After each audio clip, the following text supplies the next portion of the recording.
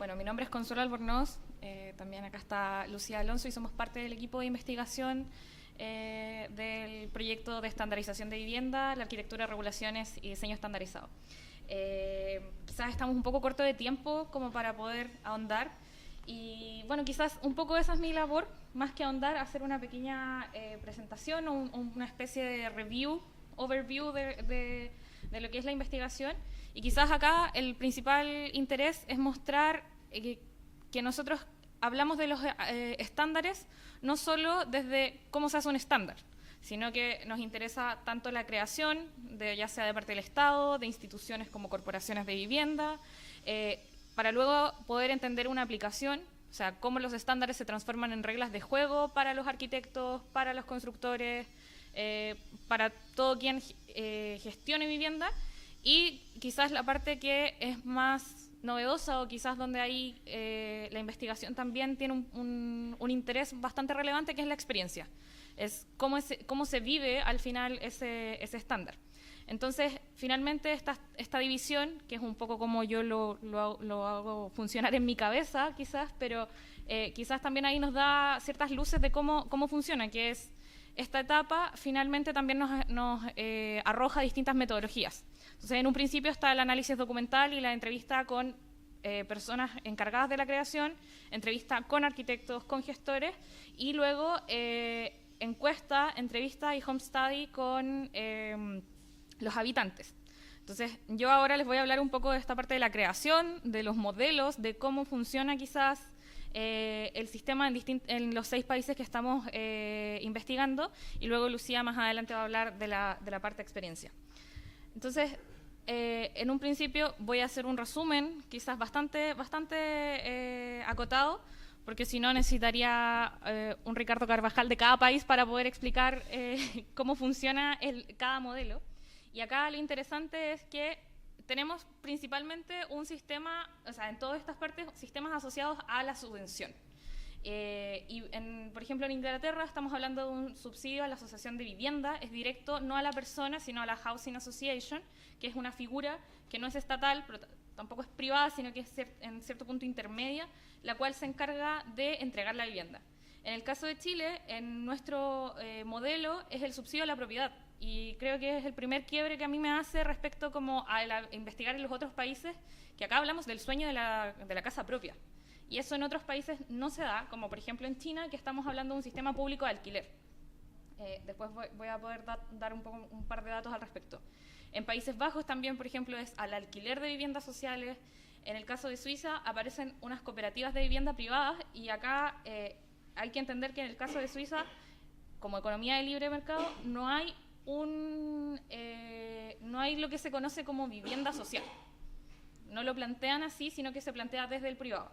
Y en el caso de España, también muy parecido al caso chileno, está centrado en la propiedad, pero desde el mercado inmobiliario. Finalmente también, ¿dónde está viviendo la gente? Y ahí podemos hablar principalmente que en todos estos países se está viviendo en casas, a excepción de China, que ahí nos basamos en realidad en Guangzhou, donde es 100% departamentos.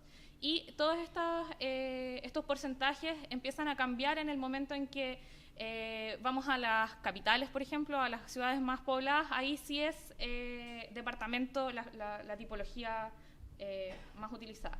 Entonces, acá, quizás en estos 6 países, lo relevante es darnos cuenta, no sé si acá lo ven, que hay principalmente la propiedad.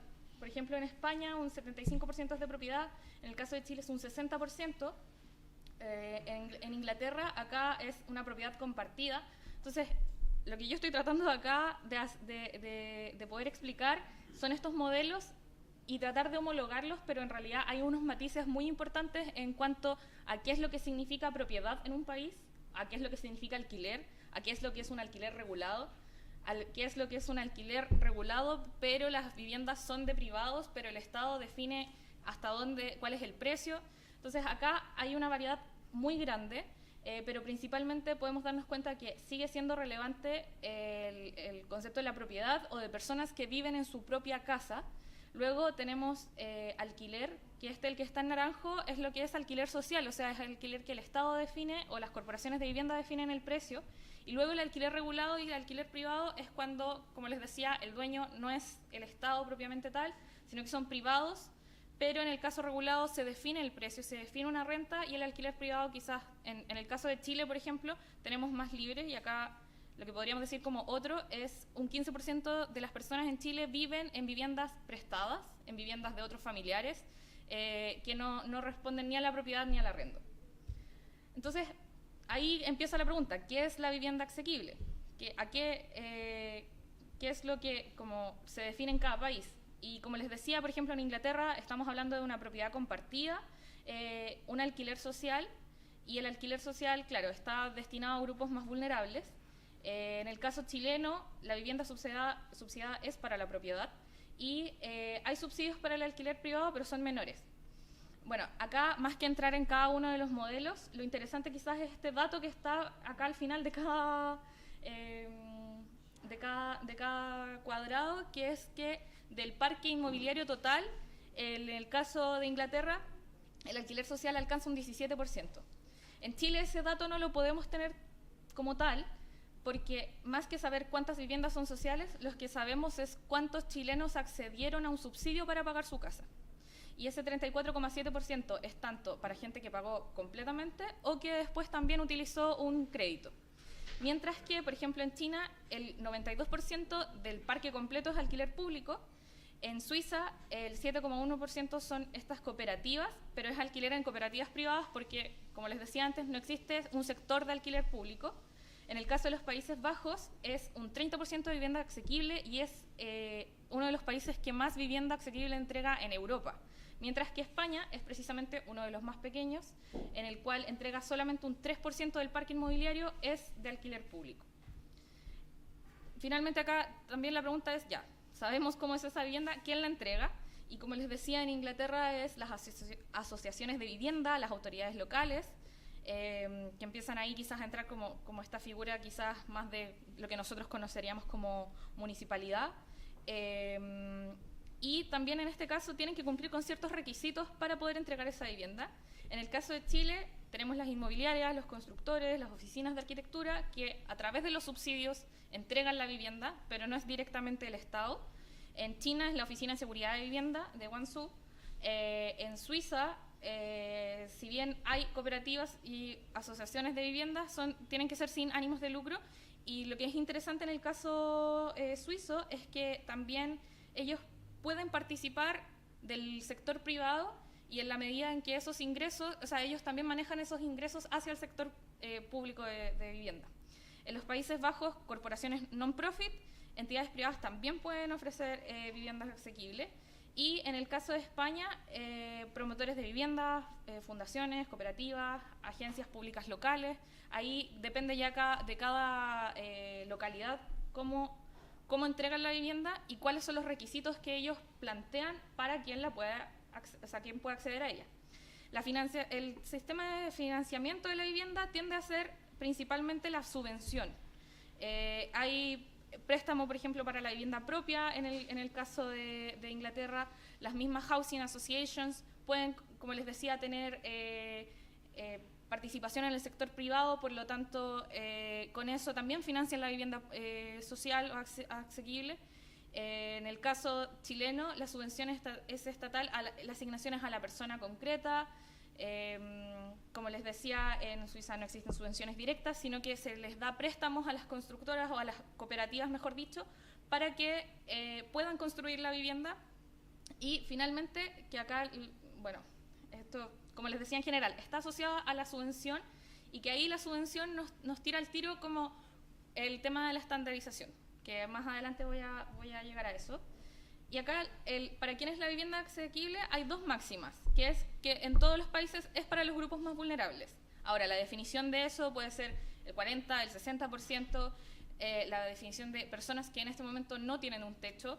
Eso, por ejemplo, en Inglaterra, el Estado está obligado a dejarlos participar de este proceso, pero en Inglaterra cada ayuntamiento define los requisitos. En el caso chileno, nosotros son personas que están en el registro social de hogares y deben tener una cuenta de ahorro para la vivienda, que es muy parecido a lo que pasa en España con el registro de solicitantes. En el caso de los Países Bajos, el gobierno determina qué grupos familiares son adecuados para recibir esta vivienda, y en el caso de Suiza son las cooperativas. El caso que se sale más de como esta organización es China, que en el estado de Guangzhou se le da la vivienda a los trabajadores. Entonces, incluso quien firma el contrato son los empleadores, y es un contrato de arriendo por 5 años, el cual no tiene renovación. Por lo tanto, ahí se produce la pregunta, ya, ¿cómo funciona en la práctica? Y en todos los países lo que se ve es que hay una escasez de vivienda, lo que genera al final largas listas de espera, que estábamos hablando con Lucía de 13 años en Ámsterdam, acá en Chile también hay casos de alrededor de 13, 15 años. Y quizás las principales cosas es que, por ejemplo, lo que les mencionaba de los empleadores es un fallo en el criterio de acceso en China. En Suiza, como no hay un alquiler social, el problema es que hay una especulación en los alquileres, y el 2020, por ejemplo, ellos tuvieron un referéndum para preguntar si Suiza necesitaba vivienda social. El referéndum al final determinó que no, y una de las primeras cosas era como terminar con la especulación, pero en realidad ahí la creencia es que el sistema actual que tienen desde el ámbito privado sí permite entregar la vivienda que el país necesita. Por el otro lado, el que haya escasez de vivienda en los Países Bajos permite una competencia dentro del mercado inmobiliario. Finalmente, acá la pregunta es, ya, ¿dónde están los estándares? ¿O cómo se diseña la vivienda? Y en general, en todos los procesos, en todos los países, se entiende el estándar como un sistema de evaluación. Es decir, yo como Estado te entrego financiamiento en la medida en que tú cumplas con lo siguiente. Y en ese caso, por ejemplo, en Suiza el sistema de evaluación es de 25 criterios que no solamente trabajan con el criterio al interior de la vivienda, sino también en el edificio, luego como a nivel urbano. Y en general, todas las guías de diseño con las que se trabajan es en función del grupo social o el subsidio al que están postulando tanto las personas como los trabajadores. Perdón, las constructoras, como los habitantes. Traté de hacerlo lo más breve posible para poder dar paso a, como les decía, una parte bastante relevante de esta investigación, que es la experiencia de los estándares a través de los habitantes. Perfecto. Bueno, para nosotros era muy importante entender cómo estos modelos y sistemas impactaban el diseño y calidad, y sobre todo el bienestar de los participantes. Entonces, esta fase de la investigación consta del estudio del hogar, y estos son 3 partes. La primera es una encuesta que trata de encontrar 3 cosas. Un poco qué considera la persona adecuado un costo de vivienda, luego la cantidad de espacio y la calidad de la vivienda. A través de la encuesta fue como logramos conseguir participantes para participar en la siguiente etapa del proyecto, que es, bueno, ahí se participaron, tenemos 36 casos estudio, por ahora tenemos 22, seguimos en la investigación, y es un escaneo 3D del hogar, documentación fotográfica y de video del espacio, y un rastreo de actividades que ahorita voy a explicar. Y por último, era muy importante también tener una entrevista con el habitante. Esto nos ayudaba, pues, a comprender diferentes vivencias y entender detalles más específicos como privacidad, seguridad, accesibilidad, comodidad, bienestar, etc. Por ejemplo, en la encuesta para nosotros era también importante entender estas diferencias en el país. Hacíamos preguntas si la gente cree que su vivienda es accesible, porque muchas de las viviendas cumplen con la normativa de accesibilidad, pero mucho de la investigación que hemos hecho nos importamos que es más de percepción, si la gente cree que su vivienda es accesible, que tiene buena calidad, que tiene suficiente espacio. Entonces, ¿con quién colaboramos? En cada país, ahora llevamos 4 países donde hemos hecho este estudio, nos falta todavía aquí en Chile y en China, y hemos participado tanto con asociaciones de vivienda, cooperativas, también con el gobierno, por ejemplo en el caso de Barcelona, y hay veces directamente con los participantes. Bueno, estos son algunos de los casos de estudio que visitamos en Inglaterra, principalmente en Londres y en Oxford. Como podrán ver, hay bastante grado de estandarización. Todos los proyectos que visitamos son departamentos, todos alrededor entre 3 y 10 niveles. Similar también en Ámsterdam, todos eran departamentos, todos construidos en los últimos 8 no más de 8 años, si estamos hablando de vivienda nueva. En Barcelona tenemos 2 casos y en Zúrich 3. Entonces, los componentes del estudio del hogar, como lo había comentado, primero es el escaneo de 3D de los hogares, y uno de los propósitos de esta herramienta es para la exposición que tenemos al final del proyecto. Para nosotros se nos hace muy interesante poder comparar diferentes países y diferentes contextos, y hay muchas veces que la fotografía o los videos no logra capturar lo que es realmente el espacio. Cosas como desde herramientas de la cocina o cómo tienen la cama o todo eso, nos van demostrando mucho más capas del hogar. Por otro lado, el equipo de rastreo es, durante 6 días, cada participante usa un identificador y en su casa se colocan anclas y un mando central. Esto, cada usuario usa un equipo y sigue su día a día como normal. Para nosotros esto era importante porque era explorar una metodología que quizás no se ha explorado para generar evidencia de cómo vive la gente. Y también nos ayudaba a tener un lenguaje común. Algo que mencionaba Sam es que la manera de que hablamos sobre el diseño los arquitectos y los usuarios es muy diferente. Entonces, con estos mapeos lográbamos tener un mejor acercamiento con las personas para entender por qué usaban de cierta manera su cocina o por qué no usaban ciertas áreas de su casa. También en cada caso estudio tuvimos documentación de video, de fotografía, de cómo era el contexto alrededor y sobre todo las entrevistas. Ahorita vamos a hablar un poco de las conclusiones de las entrevistas. Si le pones un clic. Perfecto. Bueno, algunos de las conclusiones preliminares. Bueno, cabe mencionar que esto sigue un proceso. Apenas hace una semana estábamos en Ámsterdam terminando estos. Entonces, por ejemplo, aquí podemos ver, son 3 personas que participaron. En ambos casos, una madre con 2 hijos o hijas. Y en la de la izquierda tienen únicamente 2 habitaciones. Entonces se puede ver que el living lo terminan usando como habitación. Entonces es muchísimo más mezclado cómo se utiliza el hogar. Pero, por ejemplo, en el otro lado, un caso en Barcelona, cada habitación corresponde a un color. Entonces, cada usuario tenía como muy marcado qué actividades usaban en cada uno. Y al final el living, pues, no se usaba para nada. Luego, otro tema que a nosotros nos llamó mucho la atención fue el tema de la accesibilidad.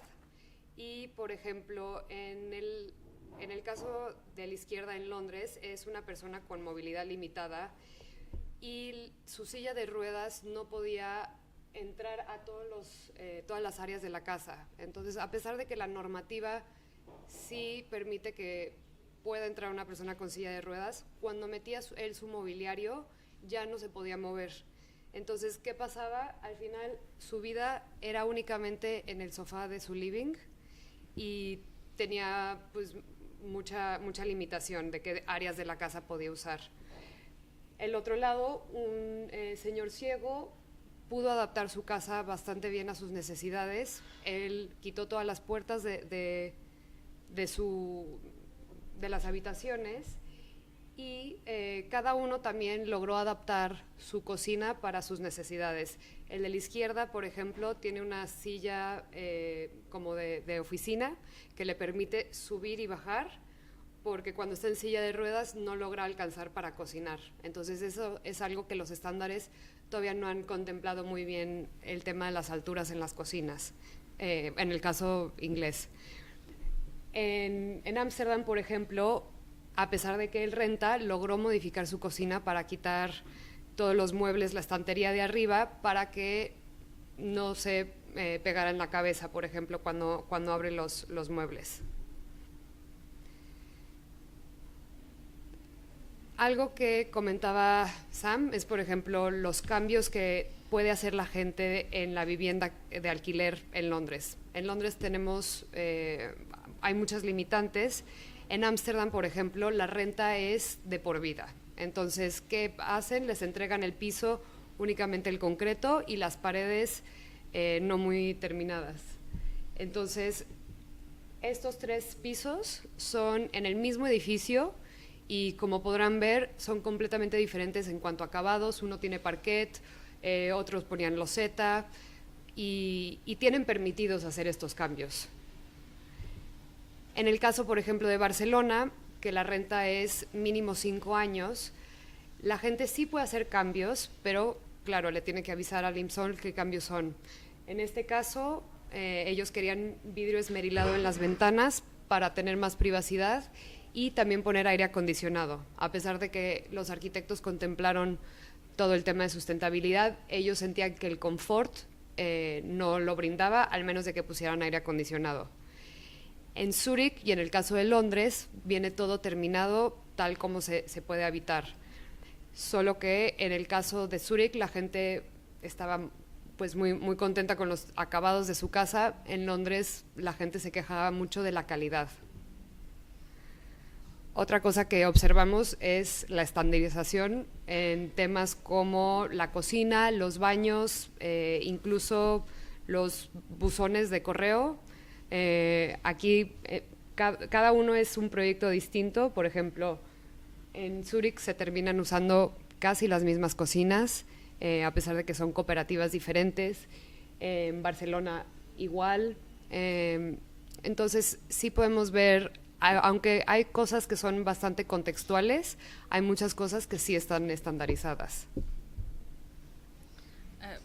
Claro, como Lucía les decía, el proyecto todavía está en el fieldwork, al menos todavía está realizándose, y acá en Chile comenzaremos luego primero con estos 6 proyectos que nos interesa no solo mostrar qué es lo que se está haciendo en vivienda en Chile, sino también que hay muchas diferencias estos casos son muy diferentes entre sí, algunos más asociados o más cercanos a lo que se entrega en las inmobiliarias, por ejemplo, otros con distintos tipos de subsidio, como en el caso del pequeño condominio familiar, también el caso Maestranza, que ha sido bastante icónico en cómo se hizo el proceso de diseño de esa vivienda, y también falta ver los casos en China, pero en realidad todos apuntan a que hablemos en un mismo lenguaje o que tengamos el mismo nivel de evidencia, que es lo que se ha logrado acá.